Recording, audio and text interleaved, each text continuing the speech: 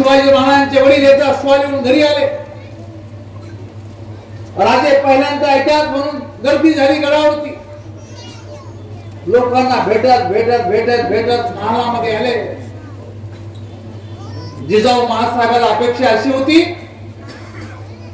की महाराज येतील आणि ताबडतोब छत्रपती शिवाजी महाराजांना उचलून घेतील, आपल्या लाडक्या मुलाला उचलून घेतील. पण तसं नाही झालं. दरबारामध्ये लोक बसले होते. लोकांच्या समोर महाराज जाऊन बसले. जिजाऊ महासाहेब आजच्या दारामध्ये बसल्या होत्या शिवाजी महाराजांना घेऊन. आणि पहिला मुलगा होतो तरी महाराज आतमध्ये पोराला पाहायला येत नाही, म्हणून जिजाऊ महासाहेबांनी छत्रपती शिवाजी महाराजाला अलगद त्या हॉलमध्ये सोडून दिलं. छत्रपती शिवाजी महाराज रांगू लागले.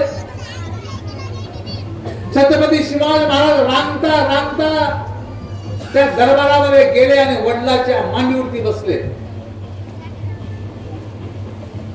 त्या अगोदर बापाची आणि मुलाची साधी भेट सुद्धा झाली नव्हती. छत्रपती शिवाजी महाराज रांगत रांगत जाऊन छत्रपतीच्या गादीवरती मांडीवरती जाऊन बसले, वडिलांच्या मांडीवर बसले. तिथले सरदार काय म्हटले की रक्ताने रक्ताला ओळखलं. तुम्ही कधी ओळखणार मस्तकीला? रक्ताने रक्ताला ओळखलं. ज्या पद्धतीनं महाराज मांडीवर बसल्यानंतर सरदार म्हणले की रक्ताने रक्ताला ओळखलं.